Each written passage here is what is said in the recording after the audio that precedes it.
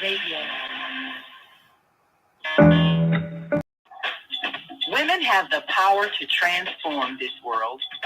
We can end crime and violence if we all agree to do one share. Let's share our wisdom, share our time, share our talents, share our finances, but most of all, let's share our love. This is the Female Solution. Join me, Naima Latif, every morning, 7 a.m. to 9 a.m. Central Standard Time, as we bring you stimulating discussions about the issues affecting our lives. If you're listening online at www.blogtalkradio.com/the-female-solution, press the blue button that says follow and get our daily topics every morning directly to your email and your smartphone. Hi, I'm Naima Latif, executive producer of the Female Solution radio show. We invite you to call in 515-605-9325 and participate in this daily think tank as we examine the challenges we face and develop solutions that restore peace and harmony. We are global transformers, changing the world from the way it is to the way it should be. We are one. Wherever we live on this earth, we are one human family. On behalf of our team of radio hosts, I'd like to extend a greeting to all the members of our family, whenever and wherever you may be listening around the world. To our family in China, Ni Hao. In India, Namaste. In Japan, Konnichiwa. In Korea, Annyeonghaseyo. In Russia, Здравствуйте. In Germany, Guten Tag. In Poland, Dzień dobry. In France, Bonjour. In Spain, Hola. In Italy, Ciao. In Egypt, Ahlan wa sahlan. In Ghana, Akwaba. In Nigeria, Peleo. In South Africa, Salvona. In Senegal, Nangade. In Kenya, Jambo. In Israel, Shalom. In Pakistan, Afghanistan, and Saudi Arabia, Assalamu alaikum. Yes. Greetings, and may peace be upon you all.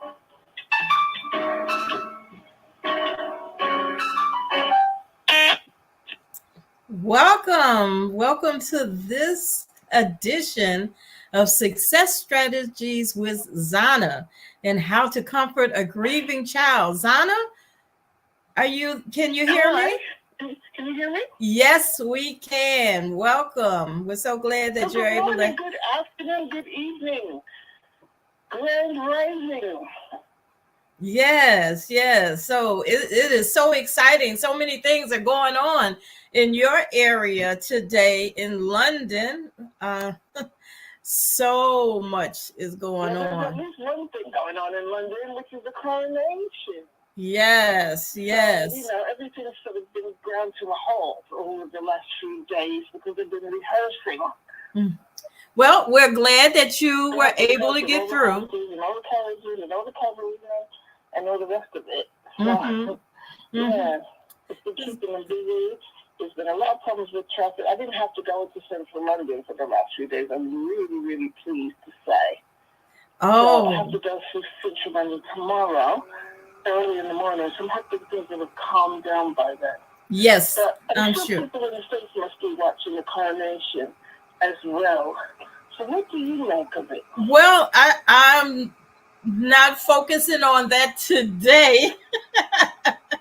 and my thoughts go all over the land. But today I'm glad to be able to be a part of this edition of Success Strategies with you and how to comfort a grieving child. Naima, who normally is operating the controls. Yes. Today she's celebrating her mother's 100th birthday. Yes, a centennial. So best of wishes to Naima and your mom on this very, very important birthday. Yes. Well done. Well, she's going to be popping in and out. It's amazing, really. Mm-hmm. But here we are, and so I'm sure you're going to do a bang-up job, Deborah. I'm looking forward to doing the show with you today. Well, thank you so very much. And, we already have our wonderful co-host or co-guest or guest, Cathy Ann Ellington, who is the president of O's House, and Darlene Lewis, who is a certified grief counselor. We are excited to have them both on the show today. Ladies? Absolutely. I'm sure they have a lot to share with us. I'm just going to do my little intro, if that's okay. Yes, go ahead, please. Thank you. Welcome to the Success Strategy Show with me, Zhana, on the Female Solution Worldwide Radio and TV Network. I'm the author of Success Strategies for Black People, and I host the annual Blogging Carnival for Nonviolence. And this year is the 10th anniversary of the Blogging Carnival for Nonviolence. So I'm looking forward to receiving lots of blogs from all of our listeners and my sisters of the microphone. Today, okay, at this point, my computer just decided to tell me that the coronation is happening because I didn't know that already. Sorry. So I'm your host for today and on the first Saturday of every month.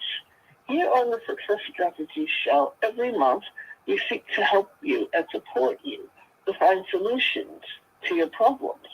We're here to help you make 2023 your best year yet. Today, I have two guests, Cathy Ann Ellington of O's House and Darlene Lewis, certified grief counselor. Cathy Ann is the author of the book Mama Said, Jesus Said, which is going to be published within the next couple months, hopefully. So keep your eyes out for that. To speak with my guest, and if you have a question for my guest, please phone in on 515-605-9325 and then press 1 for the host queue. And if you're outside of the United States, you need to put 001 in front of that. So it's 001-515-605-9325. And then press 1 to speak to the host. You can also join us on Facebook at The Female Solution and on YouTube at The Female Solution. So, as Deborah just said, my guests today are Cathy Ann Ellington of O's House and a certified grief counselor, Darlene Lewis. So, welcome to my guests. Thank you so much for joining us. Thank you for having us. Welcome. Yes. Now, Darlene, could you wave so the people could know who you are? See me? Yes, we see you. Okay. And then Cathy, of course. And I'm Deborah. Unfortunately, I'm not as clever as Naima with the identifying who's who and typing in different things. But so we're going to just go for what we have, the tools that we have. And of course, you hear Zhana on the line down in across the pond, so they say, in London. Oh, okay. Yeah. Yes. I'm over here. So welcome to my guest. So is it okay if we start with you, Cathy? Yes. Yes. And I will bring in Darlene as well later on. Just tell us a little bit about what made you get involved with doing this work of working with people who are grieving, and what or who inspired you? Oh, that's very easy. I'm smiling now because my mentor is right here with us, Darlene Lewis. My mother was... Okay. Excellent. Yes, my mother was and still is the angel beneath my wings. And when my mother transitioned, I was extremely, I can say this now, Zhana, I was extremely suicidal. I was suicidal. I was suicidal because I had never experienced grief. I didn't know what grief was. All I knew, Zhana, Deborah, was that I was in pain. I knew that I felt like someone was standing on my chest and I couldn't breathe. I knew that I just had a ball of emotions. But the main thought was depression. I was just overwhelmingly depressed and extremely suicidal. And Darlene Lewis, being the earth angel that she is, she saw me from a distance and recognized visually, Zhana, Deborah, that I was in intense suffering and pain. And Darlene, yeah, yeah, she just gravitated toward me and took me under her wings, Jana, Deborah, and she actually mentored me and helped me to get my license as a bereavement grief specialist also. Wow. Okay. So that because you've been through that experience yourself, does that make you put you in a better position to support other people who are going through something similar? Absolutely. That makes me sympathetic, empathetic. I have compassion. You've heard it said before, oh, unless you've been there and experienced it yourself, you don't know what that person is going through. But once you have a one-on-one experience yourself, you know. Yes. Mm-hmm.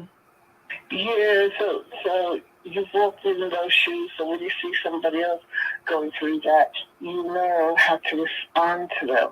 So let me ask you another question.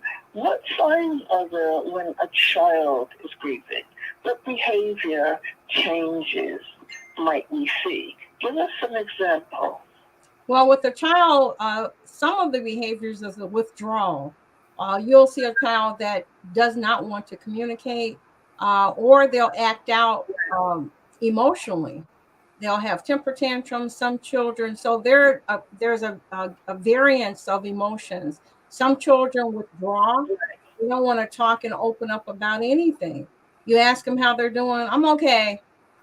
Then other kids will, I call it, yeah, the era, I call it the age of distraction, where the kids are on social media and they get even more involved with Facebook, Twitter, Instagram. So there's a variance of emotions. As a sign of grieving, when children are getting more involved with social media? Yes, absolutely. It's a way of escape because remember, who likes to feel pain? No one likes to feel pain. So kids like adults, they use different things to numb the pain or to cope with the pain. Right. Just like adults. Some people drink, some people eat, some people tell people off, some people shoot people. Food to self-medicate. That is correct. That's absolutely, yeah. Well, that was my experience, definitely. I was using food to self-medicate, and I probably still am to a certain extent, but I'm on my own journey. So can you give me a couple of examples of children that you personally have met and have worked with? Oh, absolutely. I have a nephew. His mother, unfortunately, being in this community where my old house is at, it's below poverty-stricken income levels. And my nephew, his mom, unfortunately, she overdosed on drugs because she was grieving over the murder of her teenage brother. And the way she chose to cope with it was drugs. But the death of but the death of my nephew's mother was sudden. It was, and I have explained this before, when a person has an illness, you go through stages of grief, which we call in the grief industry anticipatory grief. Like it's coming, it's coming, it's coming, and you're it's almost like you're in preparation for it. But when someone dies suddenly from a drug overdose, or it's a sudden death, then it's totally different gamut of emotions. And my nephew was just a kid. He was only 9 years old when his mother died suddenly. And I saw immediately firsthand. Now, this is long before I became a counselor. I saw firsthand how that affected not just only him, but his siblings, because he had 3 other siblings that were younger than him. And they all had different reactions, because remember, grief is a personal reaction to a loss. So did you say that his mother was grieving? His mother died of a drug overdose, but he had 2 other sisters. I'm sorry, 3 other sisters that were younger than him. And I saw firsthand how that affected these children. Their grade become they didn't care about school. You couldn't get them to focus on doing their homework. My nephew, unfortunately, he went to drugs. He chose drugs, and that's how he self-medicated. The other girls, they just withdrew. So, but did you not say that his mother was grieving, and that's why she got involved with drugs? That is correct. His mother's brother was a teenager, and he was, this community, he was in a gang, and he got killed. And again, this was a sudden death. And his mother, her brother died suddenly. And so the mom chose to go to drugs to self-medicate. She overdosed. Yes. Which is tragic. It's tragic. But it just goes to show, if one person is murdered, and we know that the murder is out of control in a lot of our communities as Black people, and in a lot of our communities as people who are on low income. When one person is killed, you see how the effect, it's like a ripple effect that affects so many other people. Yes. Yeah, I believe it's like the domino effect. If you, I love what Darlene says about her mantra. Grief is to be understood and not ignored. If my nephew's mom had understood the stages of grief and she had counseling, someone, I call it talk therapy, that could have talked her through the emotions and the feelings, maybe she wouldn't have gone downhill, which is what happened to her and her children. Yes. Yeah, and it just continues. And if you have children, it just goes on to the next generation. And how were his younger sisters affected? Well, his younger sisters, remember that grief is a personal reaction to a loss. So no 2 people grieve the same. So because they were children and they never got counseling, I have to tell you that. In the grammar school, they never got counseling. I didn't have any experience back then. So the kids, the 3 girls, all 3 of them, they didn't graduate from high school. They dropped out, their grades. Yes, this is what happened, that domino effect. I call it the domino effect. Because none of them knew they didn't know how to process their emotions and their grief. That's why this is so crucial. This is a worldwide issue. It's not just in Chicago, it's all over. See, grief affects everybody at some point. The grief touches everybody's life at some point. But personally, I believe that one of the things that we're facing as Black people is we're taught, you just need to be strong. You just need to be strong. You need to be strong and carry on. And when we talk about being strong, that is interpreted as hiding our feelings and smothering our feelings and not dealing with our feelings. What do you think? What are your thoughts? Well, I know that's true, because remember, if you don't, our people perish for lack of knowledge. That is a fact. When you know better, you do better. So if you don't understand what you're feeling, especially in the African American community, I'm African American, so I can speak on this. I've had so many family members tell me, "Oh, everyone has to die," or "Oh, they're in a better place," and "Oh, how long ago was that? Wasn't that a while ago?" They don't understand. They don't understand what grief is. if you don't know, you don't know. Yeah, that's the truth coming. Sometimes because people don't know any better. Yes. Yeah, a lot of times they don't know. Yeah, sometimes these practices like they're in a better place come out because people don't know any better. Okay, I'm smiling now, Darlene, because you know when she said they're in a better place. Deborah, let me tell you why I'm smiling. When my mother transitioned, someone told me, "Oh, she's in a better place. She lived a long life." And I told Darlene, there's a scene in the movie, The Terminator, where the Terminator grabs the guy by the throat and lifts him up from the ground, and his feet is dangling underneath him. When people say the wrong things, you feel in your spirit that you want to just grab them by their throat and lift them up from the ground. Dangling, right? Yeah. Right? But Zhana, Deborah, they don't know any better. yeah, saying the wrong thing can be subjective because, as Zhana said, we don't do better because we don't know better, and generationally, we've been taught this is what you do, this is what you say. But what do you say? How do you comfort a person who is going through a grief?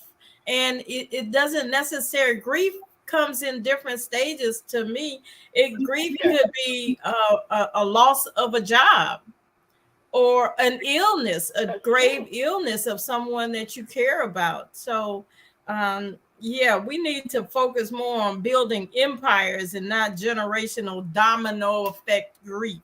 Exactly. We have to show a different option. And if someone says, "Oh, well, they're in a better place," sometimes I'll turn around and say, "Well, how do you know?"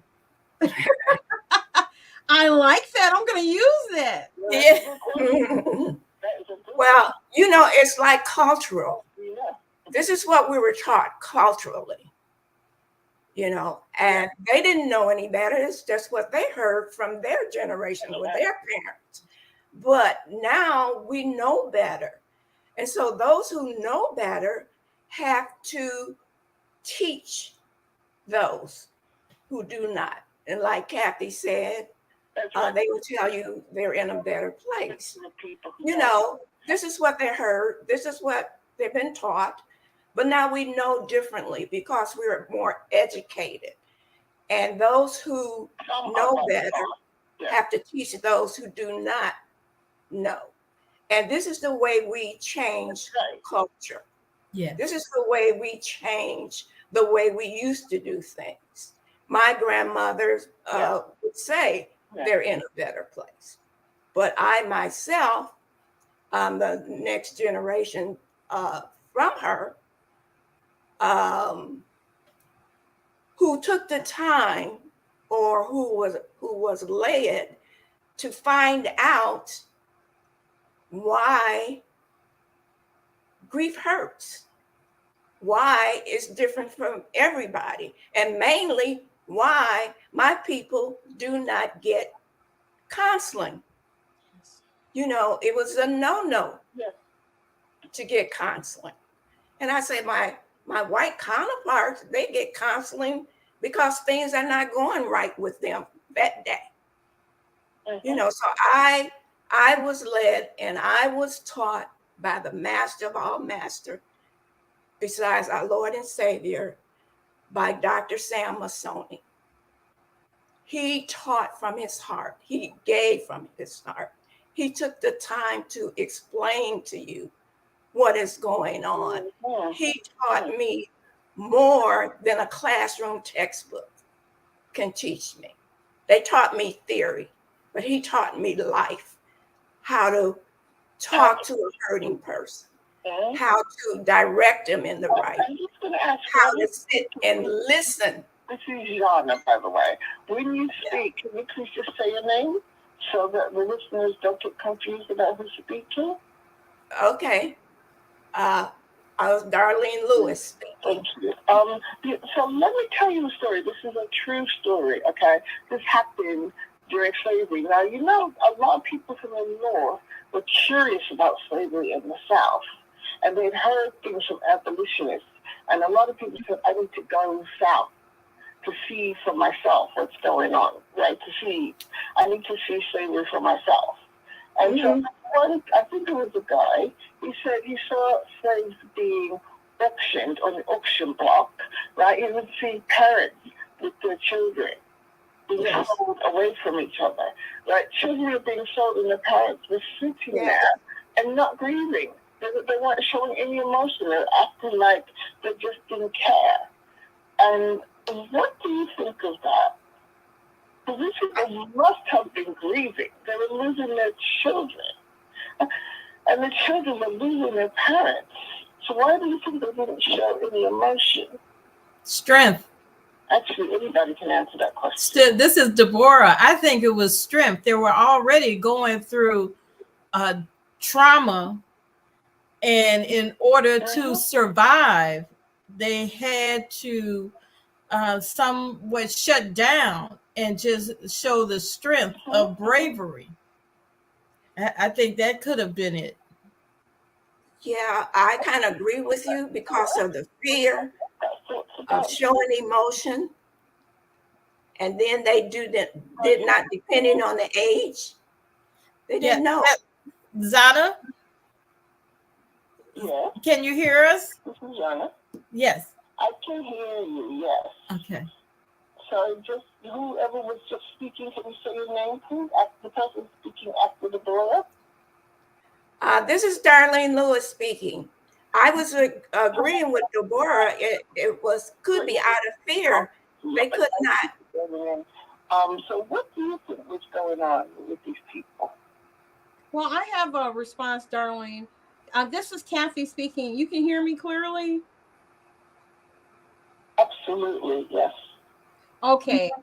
Recently, about a month ago, I spoke at a 14-year-old's funeral that died suddenly. Oh, God. And I was shocked at the amount of young people there who were not showing any emotion and were not crying. I called Darlene because I was so disturbed by it. And Darlene and I talked about it, and I said, okay, that makes sense. The African slave trade, and fast forward to now, these kids are accustomed to going or attending funerals of their classmates, of their peers. They have numbed out. It's so awful. They have numbed out. It's like a mechanism to help them cope with the overwhelming tragedy of death. Yeah, I hear what you're saying. The African slave trade, that was a great example that you use of these people showing no. I've witnessed that personally with young people and parents too. You see, because what I would say to answer my own question is that they weren't allowed to show grief. Yes. They weren't allowed, the slave owners, the people who were selling them, who were trading them, didn't allow them to show grief. That's what I think was going on personally. Yes. They had to hide their feelings. They had to act like nothing bad was happening. Right. You see, and the trauma that we experienced in slavery gets passed down from one generation to the next. So, yes. Let me know. Tell me what you think about what I just said. This is Darlene. I agree very much with you how trauma is passed down. Because as we get older and that trauma has not been addressed, it affects our behavior. It affects how we think about things. And depending on where the trauma comes from, it can come from a child being abused.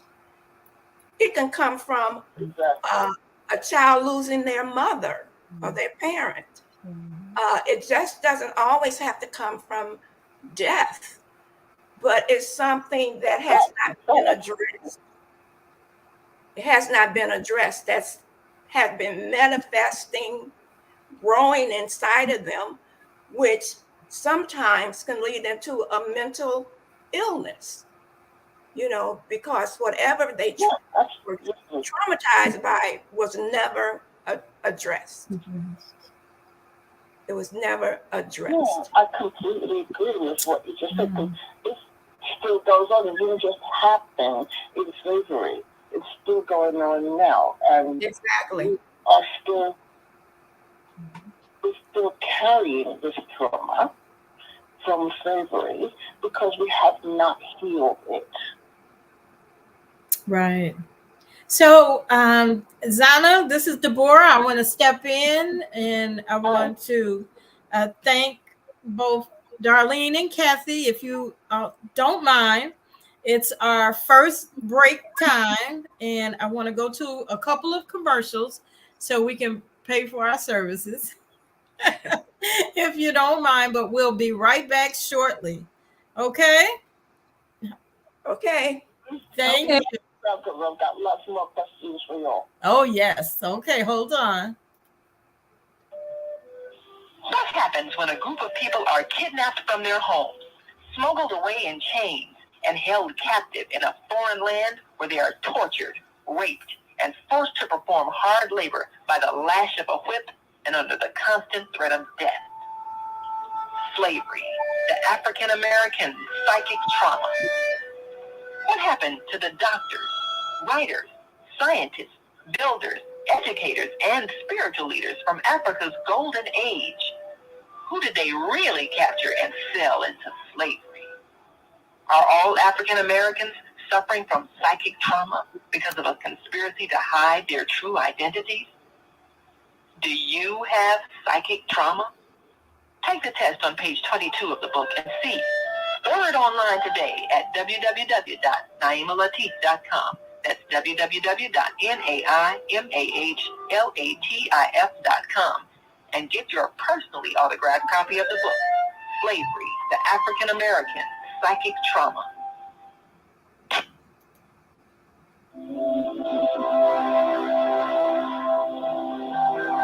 Do you want to live in a world without war? Join our global peace movement.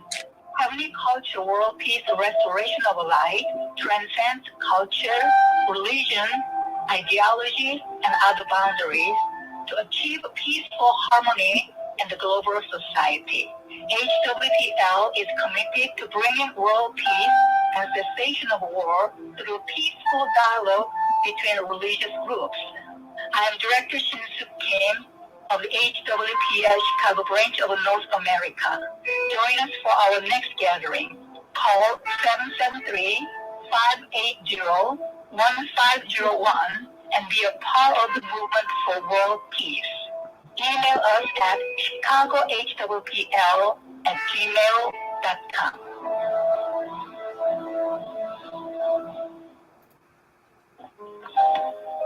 We have an opportunity to transform the whole global society in the next 50 years.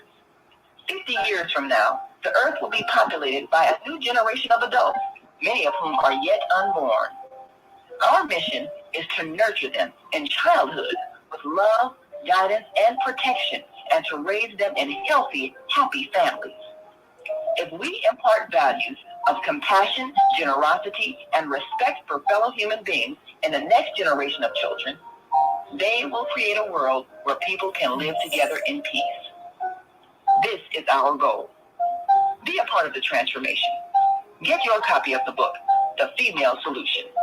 Go to www.naimalatif.com. That's www.naimalatif.com. Yes, and we're back with Success Strategies with Zhana. And our topic today is how to comfort a grieving child. Now, adults go through many tragedies in life which cause them to grieve, displaying a sadness with tears and depression. But how do we recognize when a child is grieving? When a loved one dies or a child suffers a loss, moving away from friends, failing a grade in school, losing a pet, parents divorcing, these childhood tragedies cause our children to grieve, and often no one recognizes their behavior as grief. So is your child suddenly sullen and angry, getting into fights at school, failing classes, using alcohol or drugs, getting sexually promiscuous, running away from home? Your child may be suffering an emotional loss, and as a parent, you may be misguided by well meaning friends and family to issue severe punishment, when instead your child may need comfort and counseling. Today, we are joined with Zhana, who is our host, and our guest, Cathy Ann Ellington, who is author and president of O's House, and Darlene Lewis, certified grief counselor. Thank you all for joining Zhana, who is live from London, busy town today, and myself, co-host Deborah. And we certainly hope that you've got your pencil and paper, so you're ready to jot down some ideas. You might hear something that may be impressionable upon you. You might want to question later. You might want to reach out to the three ladies at some point and get their perspective or their help. So do that, and then text a friend to join us. You know, you can always call us at 515-605-9325. That's 515-605-9325. Or if you're across the pond, you can dial 001-515-605-9325, and make sure you press 1 so you can join into the conversation. You have to hit 1. You can't just call in and we know that you're ready to speak. You must hit 1 so we can get you involved here. So, Zhana, you had some more information or questions that you wanted to bring up now? That's right. Thank you very much for that, Deborah. Darlene, Cathy has said that you mentored her. You looked at her and you could tell immediately that she was grieving. And you looked at her from afar and you could tell that she was grieving. So what kinds of signs did she show that, I'm sure there's many, many grieving people who have shown similar signs. Can she repeat that? What's the question? Of course. This is Zhana, by the way. Yes, the question is, Darlene, what signs did you see? Cathy said that you saw her from afar and you could immediately tell that she was grieving. And I'm sure there are many other grieving people who would have shown similar signs. Mm-hmm. So what kind of signs did you observe from Cathy that let you know that she was grieving? Well, her facial expressions were number one. If you, I don't want to put it because of my training. Cathy was solemn. Cathy was a very vibrant individual who smiled all the time, laughed all the time, very expressive. Cathy was a very expressive person. But if you noticed it, there's a difference. There's a personality change or switch. The behavior that used to be is not the same behavior since some event has happened in their lives. You notice she was different. Her demeanor was different. So you watch a person's behavior if you notice them, if you kind of familiar with them, it's more easier. Right. Yeah, their behavior changes. A behavior change. It's a facial expression change. And her behavior. She said, what did you notice with Cathy and her behavior? That there was a change. There was a change. Her personality changed. Yes. I say she's a vibrant person, energetic, smile all the time. She was always very happy, very talkative. It's, Cathy doesn't meet a stranger. She speaks to anybody and everybody. But if you know there's something different about her, she wasn't vibrant anymore. She didn't smile. She wasn't Cathy. She wasn't Cathy. Mm-hmm. Was she combative in conversations? She wasn't combative. She was quiet. She was quiet. Her eyes did not have joy in them. The expression wasn't smiley all the time. It wasn't vibrant. And so there was a behavior change because she walks happily, joyfully, but even the way she walked changed. So you notice this over a period of time. Really? And I had to ask, what's going on?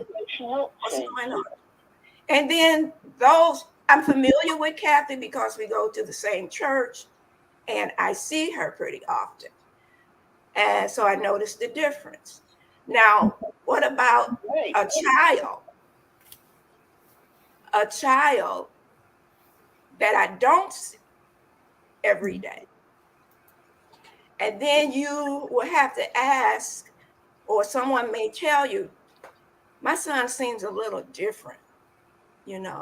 He's not, depending on the age group, actually, because on the age group, they show different reactions to their loss. A 3-year-old, 4-year-old may not be able to express how they feel, but they know something is wrong. They may not be able to say, well, I'm hurting. I feel pain in my heart, stuff like that. But they may have physical symptoms of something going on that's not normal for them. And so if you're an observant person or observant parent, you may ask their teacher, is something different going on with my son? And the teacher may be observant to know, yeah, there's a difference. And the teacher may say, I wanted to talk to you because Johnny is not the same. Johnny is not happy. Johnny sits by himself alone. Johnny doesn't want to play, so it depends on the age group because like I said, a 3-year-old, 4-year-old do not know how to express. All they know is they're not feeling well, and then those who are observing would say, what's wrong, Johnny? Is anything wrong? And then you can investigate further, like I would, talk to the parent, whatever. Has something happened differently in your household? Now, a teenager, they may or may not want to tell you anything because they may think, well, I'm too old to go to my parents to tell them this, that, and the other. Or they may say, I can deal with this myself, And if there's no intervention, like we talked about, they can use different material out there that would help soothe that pain that they're going through. Promiscuous and sexual behavior, isolation, a fear that something may happen to them. A teenager really, their conversation is really not too open to adults. So you kind of have to figure it out. Watch the behavior. Watch the behavior. You know, there's something different about my son. And that happened to me. There was something different about my son. So I went to the teacher because he seemed like he was depressed. He was the same son that I know. Personality entirely different, you know. So you have to be more days observant, pay more attention what's going on with our kids today. Okay, so tell me something, Darlene, because some of us, to be totally honest, are not that observant. And if you are grieving yourself, which many of us are, unfortunately, you might not be that observant. Right.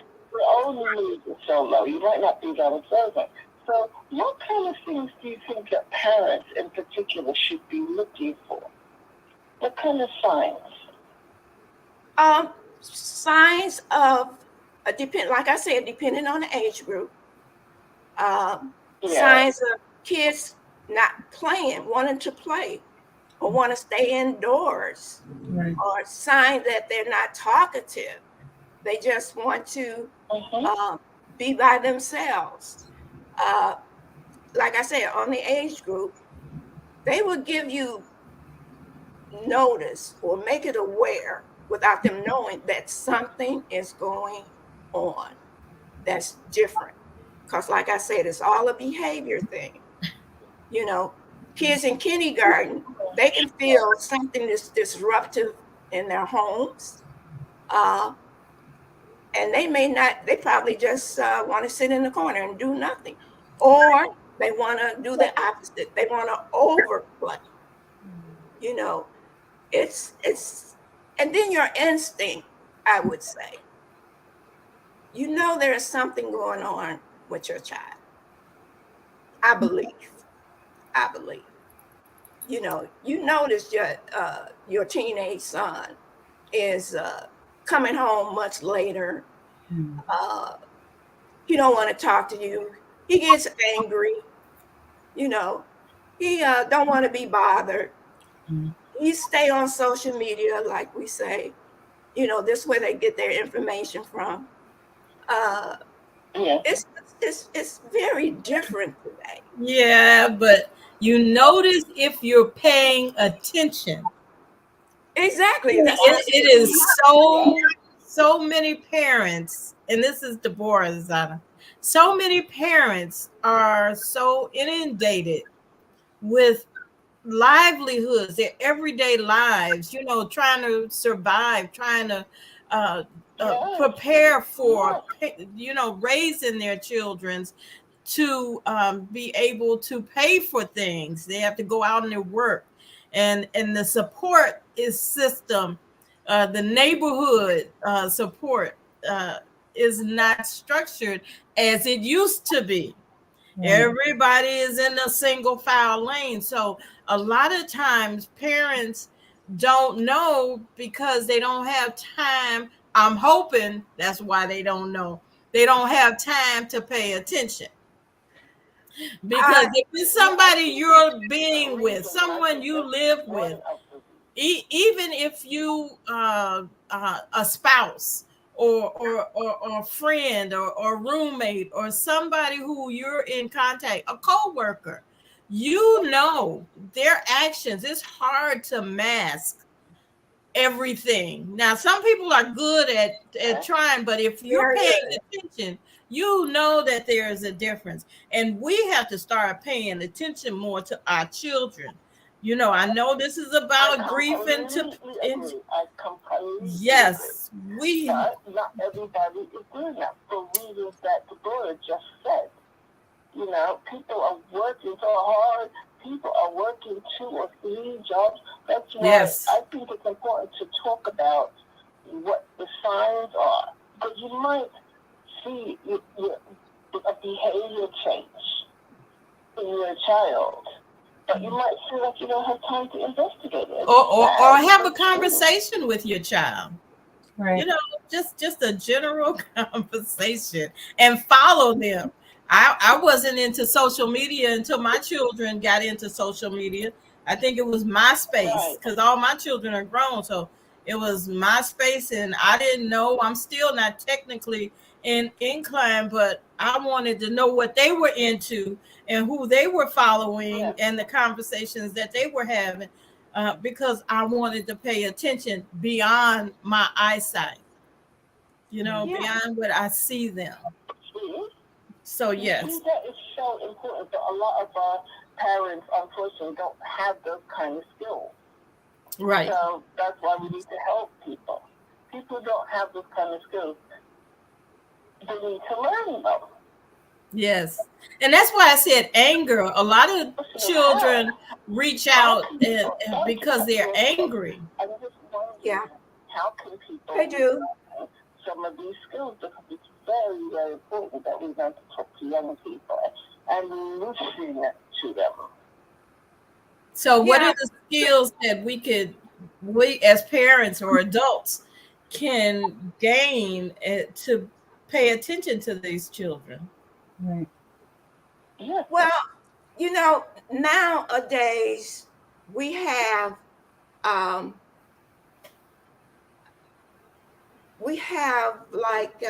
like you say, the neighborhood is not like it used to be. It's not the village that's taking care of our kids anymore. Or we taking care of somebody else's kids. We notice that child is not doing what they usually do. But I think we have to lean on, I shouldn't say lean on, but the teachers probably are more perceptive than that busy parent. Yes. See what I'm saying? Because the kid is going to school and the teacher, who is observant, hopefully, because she's got so much going on now, that she would be the one who would contact the parent and ask, what is really going on? Right. Like I said, depending on the age group, but something is different. The kid is angry. Kid's not doing their homework. They acting out, or they not talking, or they picking fights, whatever that behavior is. That's not normal for them.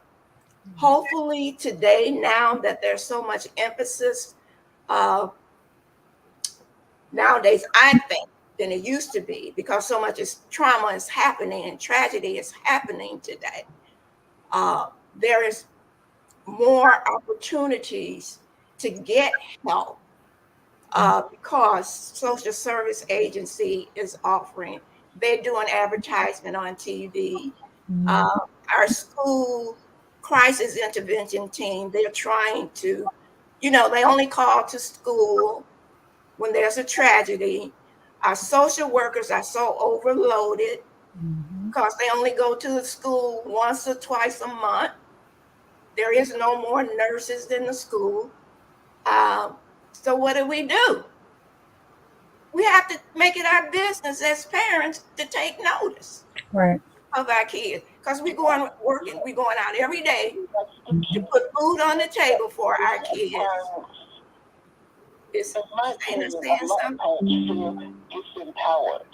Okay, they don't necessarily feel empowered to take the initiative with their children. Some of them just think, well, the school will take care of them. I'm not saying everybody thinks that, but I do think people have that mentality. So how can we make parents more aware? Well, I think more today,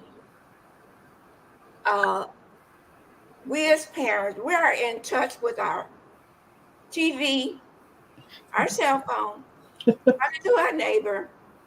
I mean, they got to get the message. They got to get something to make them notice. There's a lot of tragedy going on in this world. Let me just have more conversation, like you say, with my son Johnny or my daughter Jeannie. Just to have a normal conversation. We got to take time. I know we busy. I worked 2 jobs at one time too. send my kids to school, and my husband would work. We're both working, but we met for dinner. We talked at dinner. So now the parents are so split. One going to have to do this responsibility, the other go. But we have to make sure that our children are number one priority. Yes. I mean, we just got to learn that. Yes. Got to learn that. Don't put the responsibility on somebody else. We just got to learn, take our responsibility, own up to it. Check with my child. My child, they know their child is great. My question is still, how do we support people who are not in that place? Because some people are just not in that place where they feel confident, to challenge the school. Let me tell you another little story here. There was a time,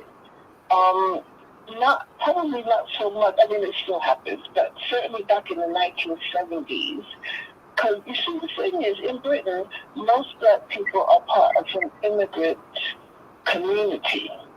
So there was a time back in the 70s where the schools were saying to Black parents, your child is educationally subnormal. Yes. Your child can't read or write properly. Your child is educationally subnormal. And the parents were just accepting that. And apparently, from what I'm told, I mean, it's not my culture, but from what I'm told, apparently, because in the Caribbean, teachers were very, very responsible and they cared about the children. Yes. They thought for some reason that it would be the same over here. So if someone said to them, your child is educationally subnormal, they just accepted that.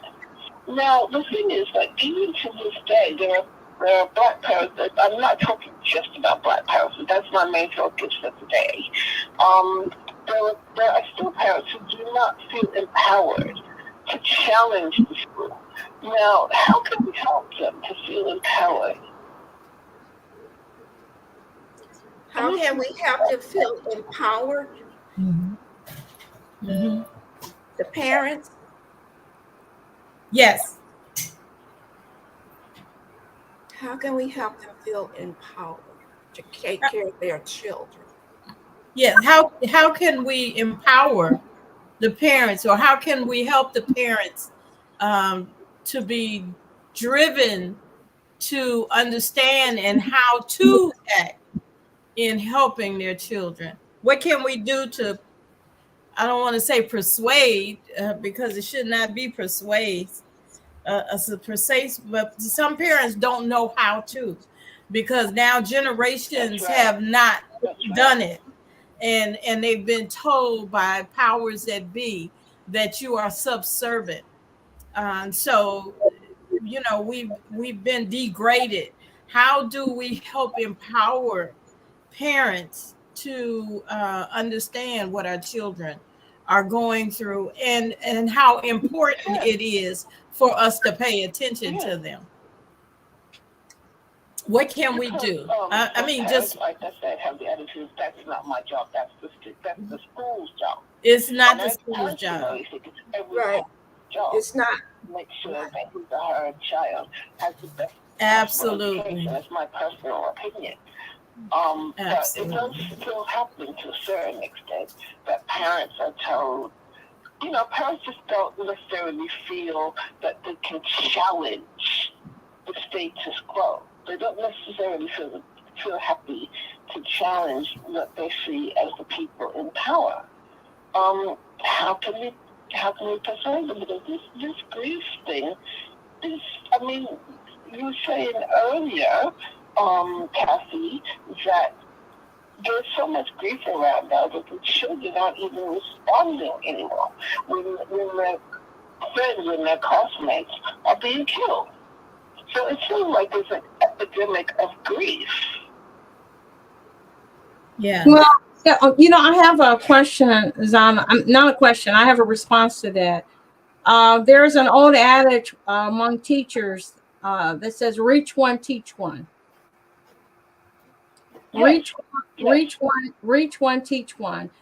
If the public school system would allow people like me and Darlene to actually come into the school system and have, I call it talk therapy, where we gather the kids together, build up their confidence in us, because kids have to feel like that they can trust you, that you're not going to, right. But we can, if we could do that with the parents also, if we were allowed to come into the school system, and like Darlene said, visually you can tell by a person's facial expression what's going on with them. If a parent is looking totally stressed out and depressed, reach one, teach one. If they had counselors on site at the school systems that could visually see a parent, see their facial expressions, you would be surprised. Grief is a very common denominator among us all. People grieve over the loss of a pet, just like a person. People grieve over the loss of a job. So it's a very common denominator. So the way that we could reach these parents, Yes. so that is how we could. Well, this is my thing as well, is that grief is something that we are not aware of every day. We only become aware of it at certain times. Yes. And one of the reasons why it's so hard to deal with. It's one of the reasons you don't know how to deal with it when it arises. And it can make you almost crazy, really. Yes, yes. Well, let me put a bookmark here so we can go to our next commercial break. You know, we do this every 30 minutes, and we're just a little bit over to the side, but I just want to thank, this is a conversation that definitely needs to go on, and maybe because I'm not able to share the screen, maybe ladies, you can talk about the hole in the heart and the hole in the heart, and that type of thing when I come back, if you don't mind. Okay. Hey, it's time to take charge of your health. I'm Beata, your holistic life coach, and every Friday morning at 8 a.m. Eastern Daylight Time, I'm here on the Female Solution to empower you to make choices that will assist your evolution to abundant health. I'm also blogging every Sunday evening at 8 p.m. Eastern Daylight Time at Soul Surface Healing, where I bring you a spiritual chiropractic adjustment to bring you back into alignment with our Creator's love, compassion, and wisdom. Join me every Friday morning at 8 a.m. and Sunday evening at 8 p.m. for a time of unity, enlightenment, and love vibration. Shalom.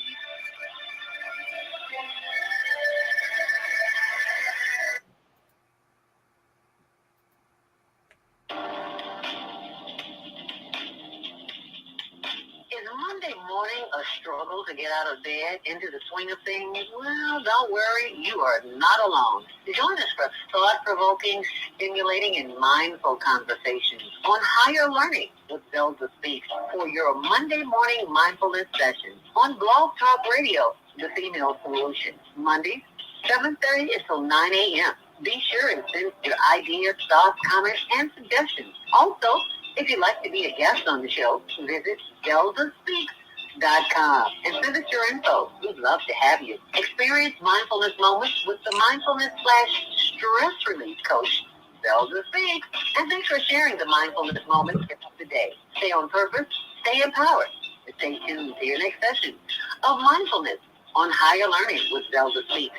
Make it a mindful day. And thanks for listening.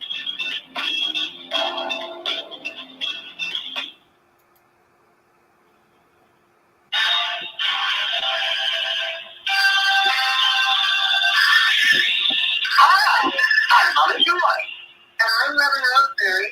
Join us every second Saturday of the month, 12 noon to 2 p.m. Central Time, here on the Female Solution Global Radio TV show. for neighborship of joy. We'll have powerful conversations inviting women to walk to the light. So call in 515-605-9325 and press 1 to speak to the host. You can also join us live on the Female Solution Facebook page, and you can see you on the second Saturday of the Neighborhood Joy.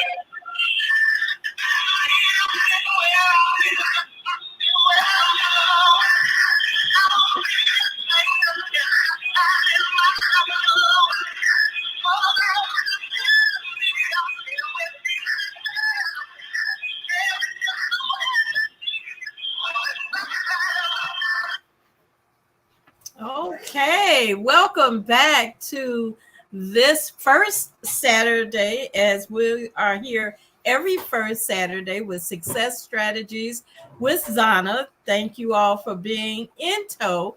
My name is Deborah. I am co-hosting for the co-host Naima Latif, our executive director for the Female Solution, a global TV and radio show. And we here bring you a solution. You don't have to be a female to get the solution. You don't have to be an adult to get the solution. But if you are a child and you're on this line now, you're peeking in to see, share this with your parents. This is some important life skills that we are bringing. And I just want to, again, welcome our guest. I'm not able to share the screen with their bios, but the first top, Darlene, raise your hand so everybody will know that's you.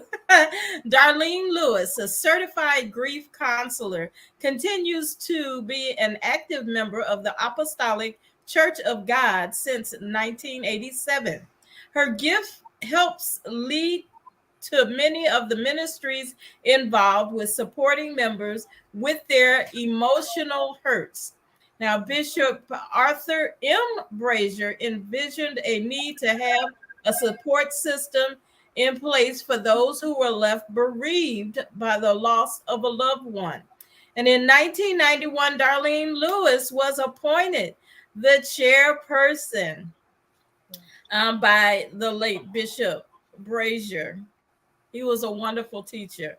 Sister Lewis received her certificate in Introduction to Psycho-Spiritual Counseling and Bereavement Counseling Specialist from the World Crisis Intervention Network Incorporated.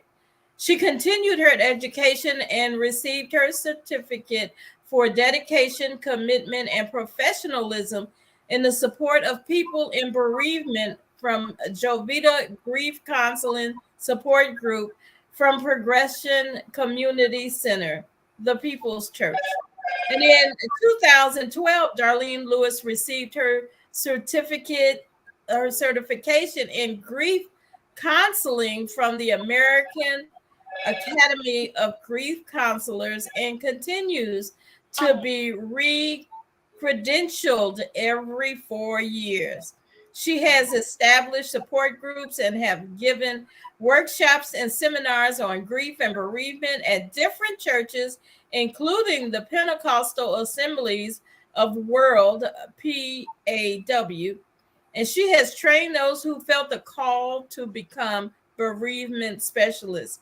Darlene's mantra is grief is to be understood, not ignored. We appreciate that. And then we also are graced with the presence of evangelist, author, grief specialist, Cathy Ann Ellington. That's Cathy. This is Deborah.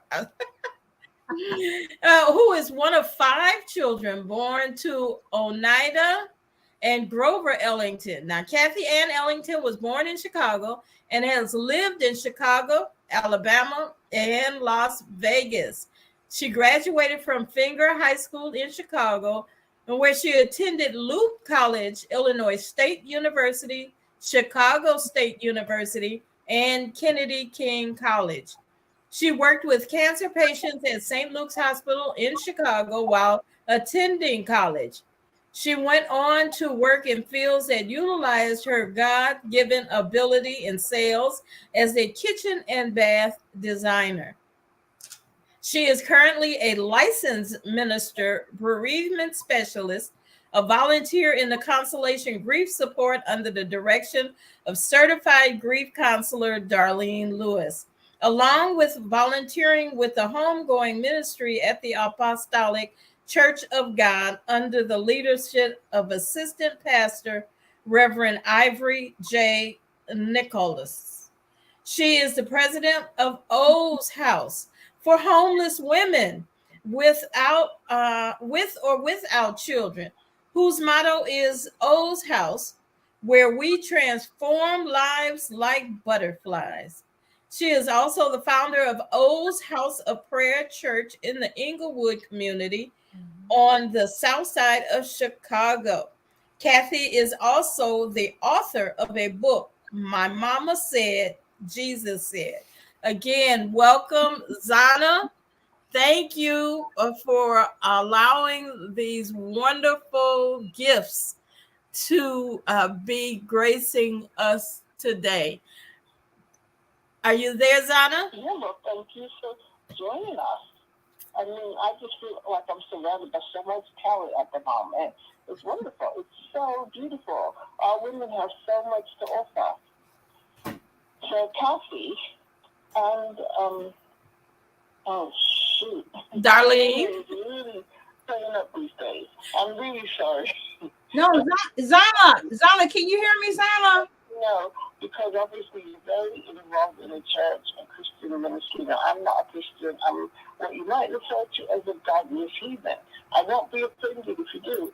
But what can you? Okay, this might be a little controversial, but I really want to know what you think. What can you offer to people like me who do not? I mean, I'm a Buddhist. I don't get my spiritual succor, as it were, from Christianity or from the Bible or anything like that. So what can you offer someone such as myself? Oh, I'm so glad that you asked me that question, because before we went on break, the last thing that you said, Zhana, you said out of your mouth, you said, you have so many crazy emotions. And I said to myself, oh my God, Zhana, she hit she hit the nail on the hammer, so to speak. She hit the hammer on the nail. She hit the bullseye. It doesn't matter if you're Buddhist, Catholic, Methodist, Pentecostal, Apostolic. It does not matter what religion you are, what race you are, what color you are. You are going to experience a variety of crazy emotions associated with grief. So, Darlene Lewis, I want Darlene to go into detail. I gave Deborah a picture, a physical manifestation of these various crazy emotions or feelings that one may experience. I want Darlene, because I love the way Darlene explains it. I know what I was explaining with all emotion, but I want Darlene to go into detail about in the grief industry, what we refer to as a hole in the heart. And Zhana, we're going to specifically talk about that that I call it the EKG of crazy emotions. You're going up and you're going down. Excellent. Because see, my thing is that because there's certain emotions that we don't deal with every day. We only deal with them in certain circumstances. Therefore, they come. It seems like it's hitting us out of the blue. And it can be so difficult to manage these emotions because we're not used to feeling them. That's my thought. What do you think? Darlene? Okay, firstly, let me explain what grief is.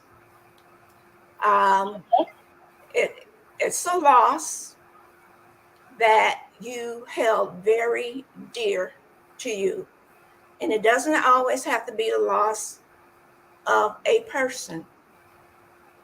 Like Deborah was saying, a loss of a home, a loss of a dream, a loss of an idea, loss of a pet. You know, it's that attachment that we had to that loss. Yes. Right.